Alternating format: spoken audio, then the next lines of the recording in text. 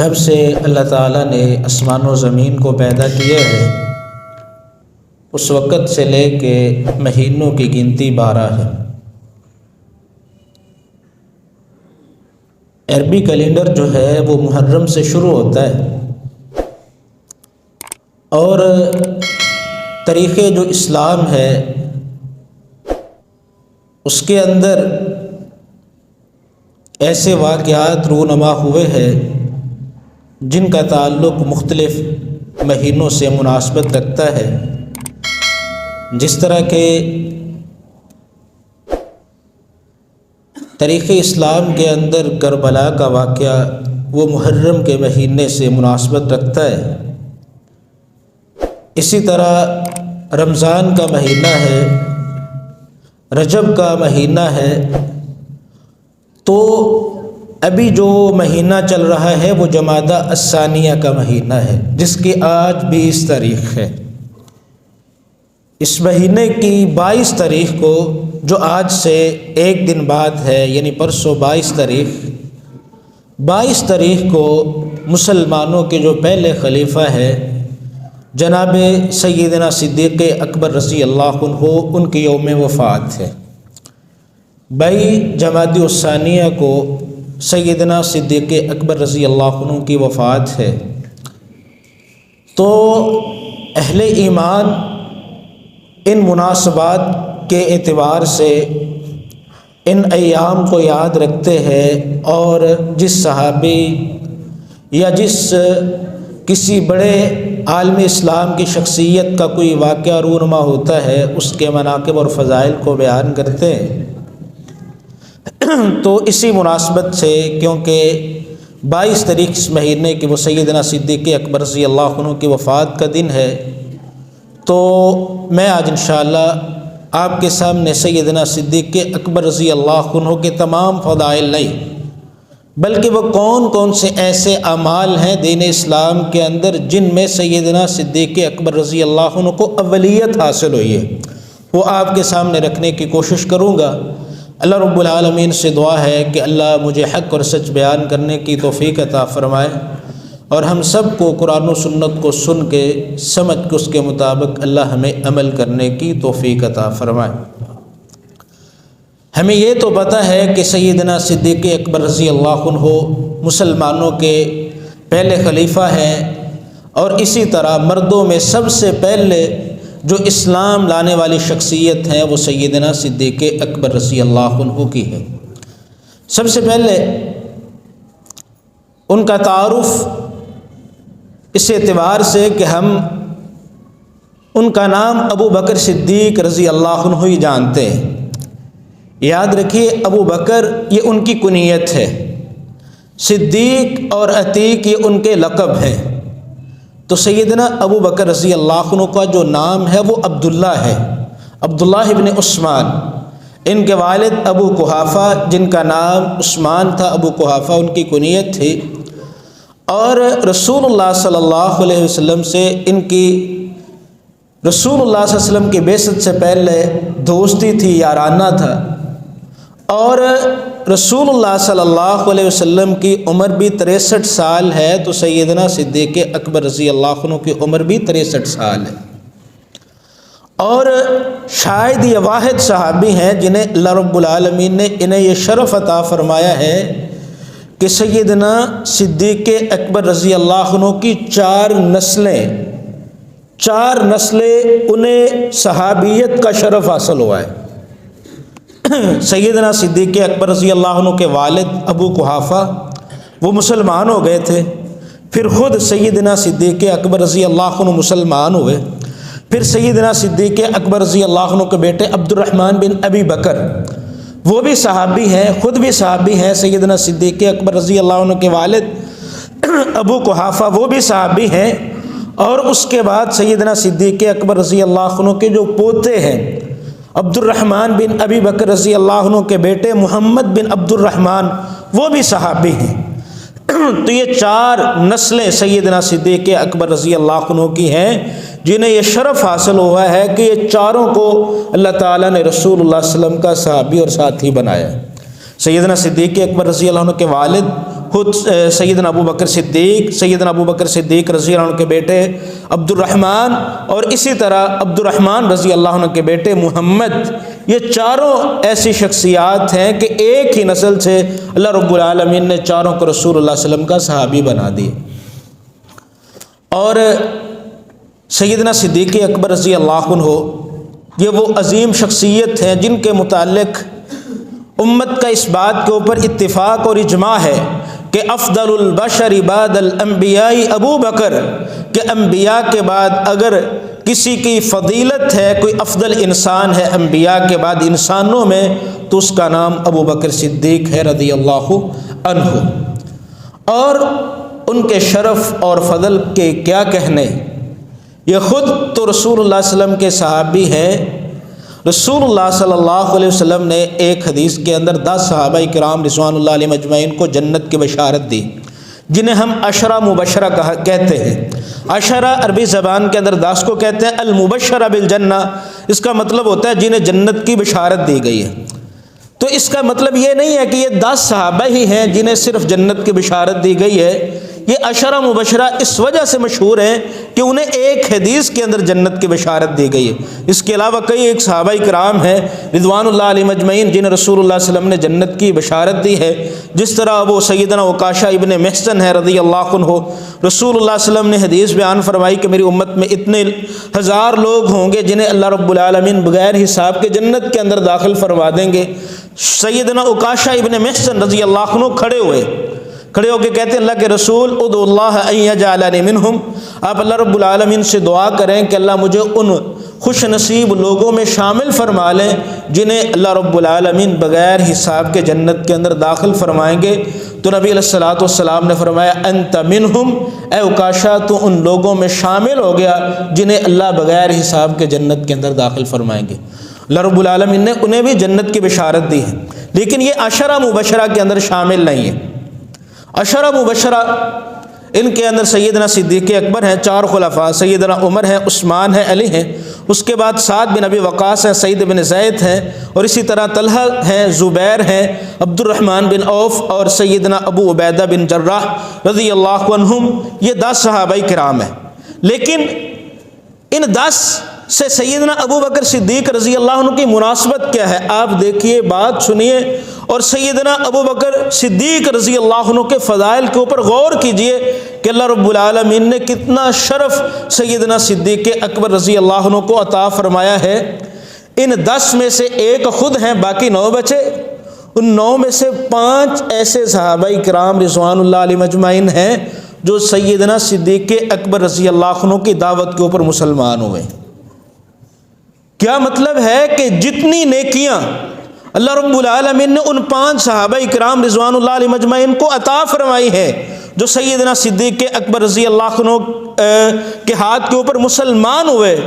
تو اتنی نیکیاں اللہ رب العالمین نے سیدنا صدیق اکبر رضی اللہ عنہ کو بھی عطا کی ہیں۔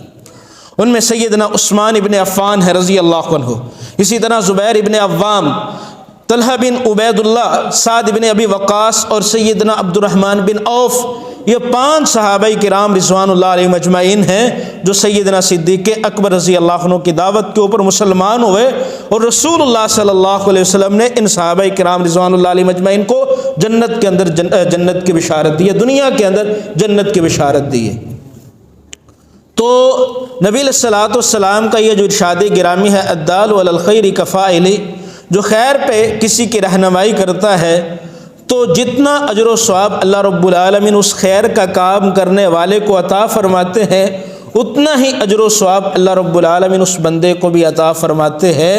جو خیر کی طرف رہنمائی کرنے والا ہوتا ہے، خیر کی دلالت کرنے والا ہوتا ہے۔ تو آپ کسی کو نماز کی طرف لے آتے ہیں، نیکی کا حکم دیتے ہیں، آپ نیکی کی رغبت دیتے ہیں، وہ بندہ نیکی کرنا شروع ہو جاتا ہے۔ جتنی نیکیاں اس کے نامہ اعمال کے اندر جا رہی ہیں، اتنی نیکیاں اللہ رب العالمین آپ کو بھی عطا فرما رہے ہیں۔ یہ جو 5 صحابہ کرام جو عشرہ مبشرہ میں سے ہیں، جتنی نیکیاں اللہ رب العالمین نے انہیں عطا فرمائی، تو اتنی نیکیاں اللہ رب العالمین نے سیدنا صدیق اکبر رضی اللہ عنہ کو بھی عطا فرمائی۔ اس کے بعد آتے ہیں ہم اپنے اصل موضوع کی طرف کہ سیدنا صدیق اکبر رضی اللہ عنہ کو اسلام کے اندر کن چیزوں میں اولیت حاصل ہوئی ہے۔ اولیات ابو بکر صدیق رضی اللہ عنہ کون کون سی ہیں؟ سب سے پہلی چیز، رسول اللہ صلی اللہ علیہ وسلم جس سال رسول اللہ صلی اللہ علیہ وسلم کے چچا سیدنا حمزہ رضی اللہ عنہ ان کی شہادت ہوئی اور آپ صلی اللہ علیہ وسلم کی ایک بیوی وفات پا گئی، رسول اللہ صلی اللہ علیہ وسلم اس سال بڑے پریشان ہوئے۔ اس سال کو عام الحزن کہا جاتا ہے، غم کا سال۔ رسول اللہ صلی اللہ علیہ وسلم پریشان ہوئے تو رسول اللہ صلی اللہ علیہ وسلم کی پریشانی کو دور کرنے کے لیے اللہ تعالیٰ نے رسول اللہ صلی اللہ علیہ وسلم کو معراج کروائی ہے۔ اس واقعے کو اسراء و معراج کہا جاتا ہے، لیکن اسراء اور معراج کے اندر فرق ہے۔ رسول اللہ صلی اللہ علیہ وسلم مسجد حرام سے مسجد اقصیٰ گئے ہیں اور مسجد اقصیٰ سے پھر اللہ تعالیٰ نے آپ علیہ الصلوۃ والسلام کو 7 آسمانوں کی سیر کروائی۔ جو مسجد حرام سے مسجد اقصیٰ کا سفر ہے اس سفر کو اسراء کہا جاتا ہے، اور مسجد اقصیٰ سے جو رسول اللہ صلی اللہ علیہ وسلم کو اوپر آسمانوں پہ لے جایا گیا ہے اس واقعے کو معراج کہا جاتا ہے۔ تو رسول اللہ صلی اللہ علیہ وسلم کے غم کو دور کرنے کے لیے اللہ تعالیٰ نے رسول اللہ صلی اللہ علیہ وسلم کو معراج کروائی۔ اللہ تعالیٰ نے قرآن مجید میں اس کو ان الفاظ کے اندر بیان کیا ہے کہ سبحان الذی اسریٰ بعبدہ لیلا من المسجد الحرام الی المسجد الاقصی الذی بارکنا حولہ لنریہ من آیاتنا انہ هو السمیع البصیر۔ اللہ تعالیٰ اپنے انبیاء و رسل کی نبوت اور رسالت کو ثابت کرنے کے لیے انہیں معجزات عطا فرماتے ہیں۔ تو نبی علیہ الصلوۃ والسلام کو یہ معجزہ ملا۔ اللہ فرماتے ہیں ہم نے رات کے کچھ حصے کے اندر آپ علیہ الصلوۃ والسلام کو مسجد حرام سے مسجد اقصیٰ اور مسجد اقصیٰ سے 7 آسمانوں کی سیر کروائی، اور اسی رات کے حصے کے اندر رسول اللہ صلی اللہ علیہ وسلم واپس اپنے اس گھر میں تشریف لے آئے جہاں سے آپ علیہ الصلوۃ والسلام کو سیر کروائی گئی۔ اور مورخین نے یہ بات لکھی ہے کہ اس رات رسول اللہ صلی اللہ علیہ وسلم سیدنا علی رضی اللہ عنہ کی جو بہن ہے ام ہانی رضی اللہ عنہا ان کے گھر کے اندر موجود تھے، اور وہاں سے رسول اللہ صلی اللہ علیہ وسلم کو معراج پہ لے جایا گیا۔ تو رسول اللہ صلی اللہ علیہ وسلم معراج کر کے آسمانوں کی سیر کر کے جنت دیکھ کے جو جو رسول اللہ صلی اللہ علیہ وسلم کو دکھایا گیا آپ علیہ الصلوۃ والسلام کو واپس اسی جگہ پہ واپس پہنچا دیا گیا جہاں سے آپ علیہ الصلوۃ والسلام کو لے جایا گیا تھا۔ سیدہ عائشہ رضی اللہ عنہا اس واقعے کو بیان کرتی ہیں، مستدرک حاکم کے اندر یہ واقعہ موجود ہے کہ لما اسری بالنبی صلی اللہ علیہ وسلم الی المسجد الاقصی اصبح یتحدث الناس بذلک، جب رسول اللہ صلی اللہ علیہ وسلم کو سیر کروائی گئی، معراج کروائی گئی، صبح کے وقت لوگوں نے اس واقعے کے بارے میں باتیں کرنا شروع کر دیں۔ فرتد ناس كانوا آمنوا به وصدقوا، بعض لوگوں نے رسول اللہ صلی اللہ علیہ وسلم کے اس واقعے کی تصدیق کی اور بعض نے انکار کر دیا۔ وسعى رجال الى ابی بکر الصدیق رضی اللہ عنہ، سیدنا صدیق اکبر رضی اللہ عنہ کو اس واقعے کا پتہ نہیں تھا۔ اب جو مشرکین تھے جن تک یہ بات پہنچی کہ رسول اللہ صلی اللہ علیہ وسلم کو رات کو معراج کروائی گئی ہے، مسجد حرام سے مسجد اقصیٰ لے جایا گیا ہے اور پھر 7 آسمانوں پہ لے جایا گیا ہے، پھر واپس رسول اللہ صلی اللہ علیہ وسلم کو چھوڑ دیا گیا ہے، انہیں یہ بات مل گئی کہ اب چلتے ہیں محمد صلی اللہ علیہ وسلم کے یار ابو بکر کے پاس کہ وہ اس واقعے کی تصدیق کرتے ہیں کہ نہیں، ابھی پتہ چل جاتا ہے۔ حدیث کے لفظ یہ ہے کہ وہ لوگ سیدنا ابو بکر صدیق رضی اللہ عنہ کی طرف گئے تو کہتے ہیں هل لك الى صاحبك يزعم انه اسري به الليل الى بیت المقدس،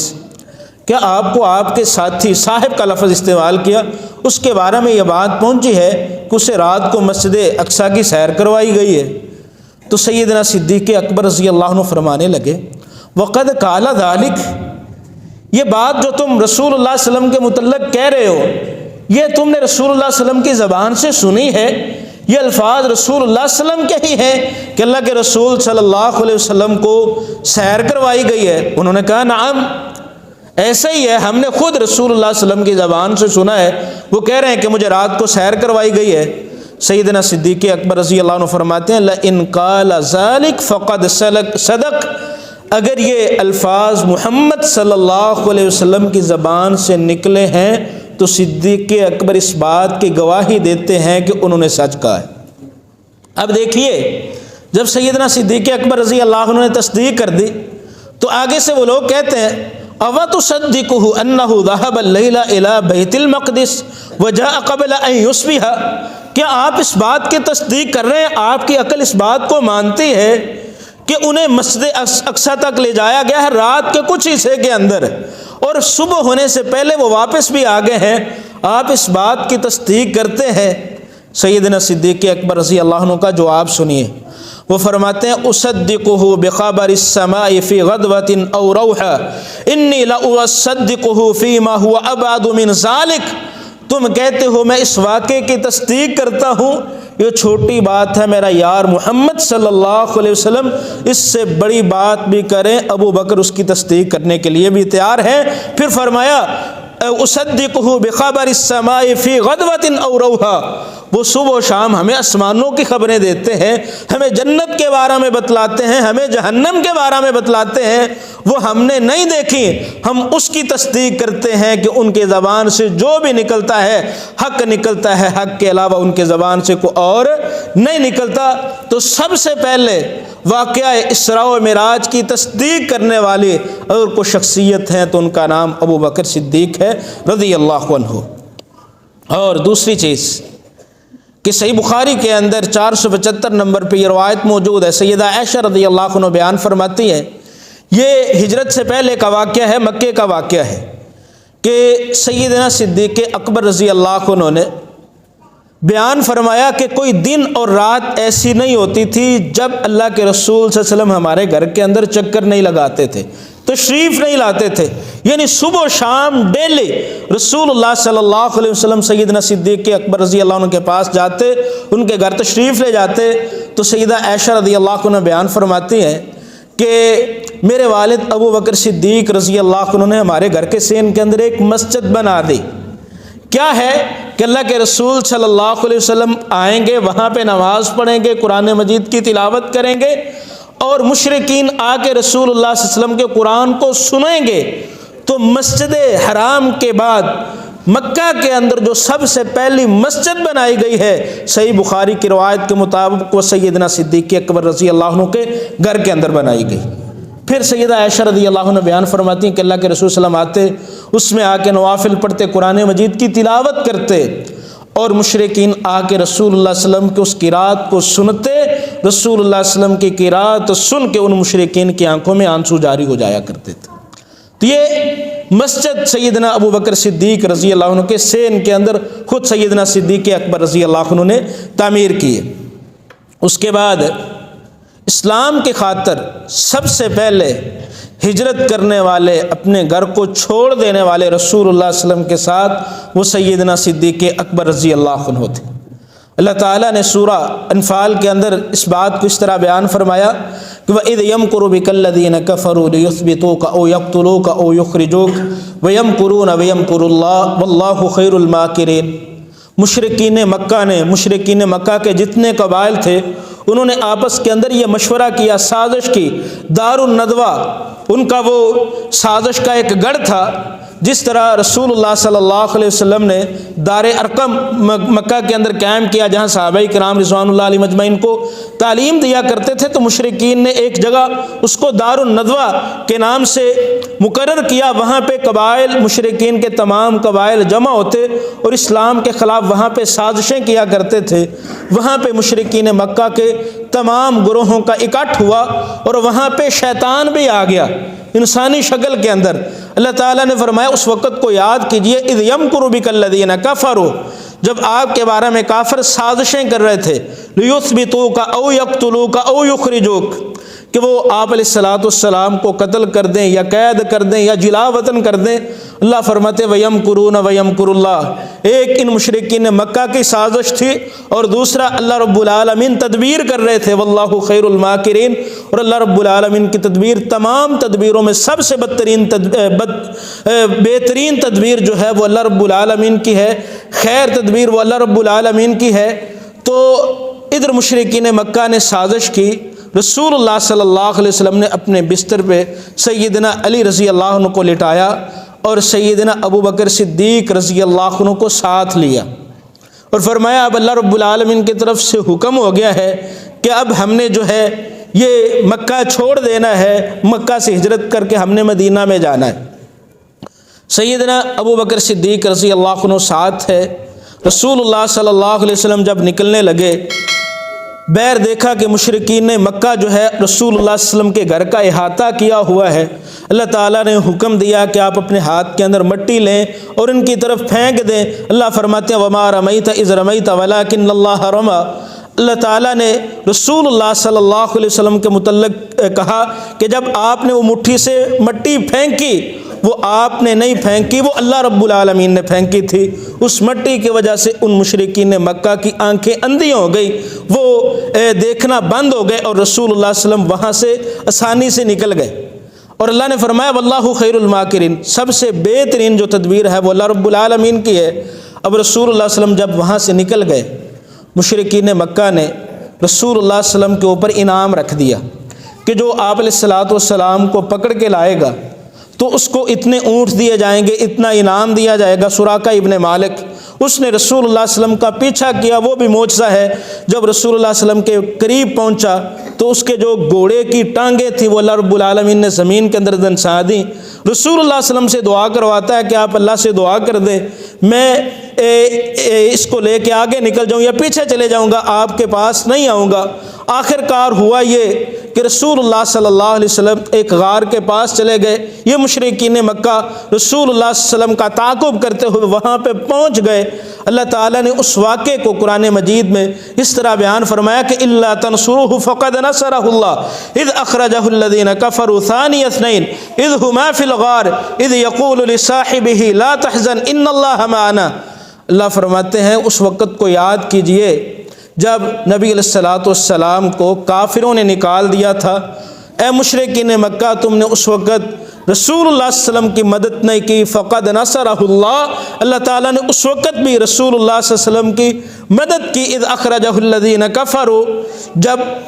رسول اللہ صلی اللہ علیہ وسلم کو کافروں نے مکہ سے نکال دیا تھا۔ ثانی اثنین، اس وقت وہ دو میں سے دوسرے تھے۔ اب ثانی اثنین کا جو لقب ملا ہے قرآن مجید کے اندر اللہ رب العالمین کی طرف سے، یہ اللہ رب العالمین نے صدیق اکبر رضی اللہ عنہ کا ثانی اثنین کا لقب قرآن مجید میں عطا فرمایا۔ فرمایا اذ یقول لصاحبہ، جب سیدنا ابو بکر صدیق غمگین ہو گئے، پریشان ہو گئے کہ اب مشرکین مکہ اوپر تک پہنچ آئے ہیں، ان کے سائے اندر آ رہے تھے، تو اللہ فرماتے ہیں اذ یقول لصاحبہ، اس وقت نبی علیہ الصلوۃ والسلام نے لصاحبہ اپنے یار سے کہا، صاحب سے کہا، ساتھی سے کہا۔ وہ صاحب، وہ یار کون تھے؟ وہ صدیق اکبر رضی اللہ عنہ تھے۔ تو اللہ تعالیٰ نے کیا فرمایا کہ اے محمد صلی اللہ علیہ وسلم اپنے یار محمد صلی اللہ ابو بکر سے کہہ دو لا تحزن،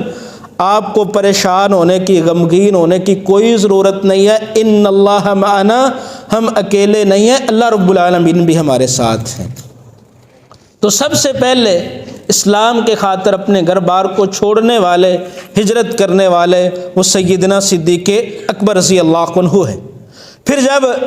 رسول اللہ صلی اللہ علیہ وسلم ہجرت کر کے مدینہ منورہ تشریف لے آئے،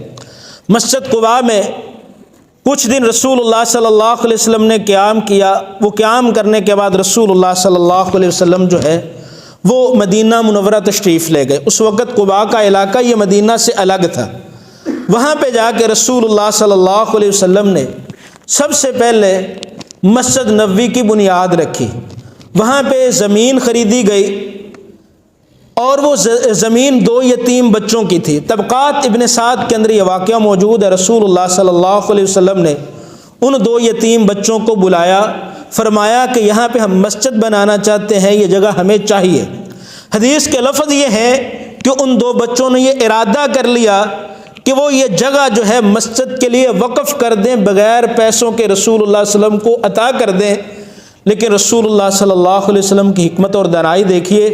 رسول اللہ صلی اللہ علیہ وسلم نے ان سے وہ جگہ ویسے نہیں لی، کیونکہ وہ بچے یتیم تھے۔ بات کے اندر کوئی بندہ کہہ سکتا تھا وہ یتیم بچوں کی جگہ تھی، اس کے اوپر قبضہ کیا گیا۔ رسول اللہ صلی اللہ علیہ وسلم نے فرمایا نہیں، یہ جگہ ہم خریدیں گے، اس کے پیسے ادا کریں گے۔ حدیث کے لفظ ہیں مسجد نبوی کی جب زمین خریدی گئی ہے اس کی ادائیگی کرنے والے وہ سیدنا صدیق اکبر رضی اللہ عنہ تھے۔ 10 دینار دے کے اس وقت سیدنا صدیق اکبر رضی اللہ عنہ نے وہ مسجد کی جگہ خرید کے مسلمانوں کے لیے وقف کر دی۔ اور سیدنا صدیق اکبر رضی اللہ عنہ کی شان دیکھیے کہ قیامت تک جتنے لوگ مسجد نبوی کے اندر نماز پڑھتے رہیں گے ان تمام نمازیوں کا اجر و ثواب صدیق اکبر رضی اللہ عنہ کو پہنچتا رہے گا۔ سب سے پہلے مسجد نبوی کی جو زمین خریدی گئی ہے وہ سیدنا صدیق اکبر رضی اللہ عنہ نے خریدی۔ اس کے بعد معاملات اسی طرح چلتے رہے۔ رسول اللہ صلی اللہ علیہ وسلم بیمار ہو گئے۔ صحیح بخاری کی روایت ہے، سیدنا ابو موسیٰ اشعری رضی اللہ عنہ بیان فرماتے ہیں کہ خطب النبی صلی اللہ علیہ وسلم، رسول اللہ صلی اللہ علیہ وسلم نے ہمیں ایک دن خطبہ دیا۔ مسجد نبوی کے ممبر پہ تشریف لے گئے، رسول اللہ صلی اللہ علیہ وسلم نے خطبہ دیا۔ اب سیدنا ابو بکر صدیق رضی اللہ عنہ کی فقاہت دیکھیے، سمجھداری دیکھیے، علم دیکھیے کہ جو بات سیدنا صدیق اکبر رضی اللہ عنہ کو سمجھ آئی وہ سیدنا صدیق اکبر رضی اللہ عنہ کے علاوہ کسی اور صحابی کو سمجھ نہیں آئی۔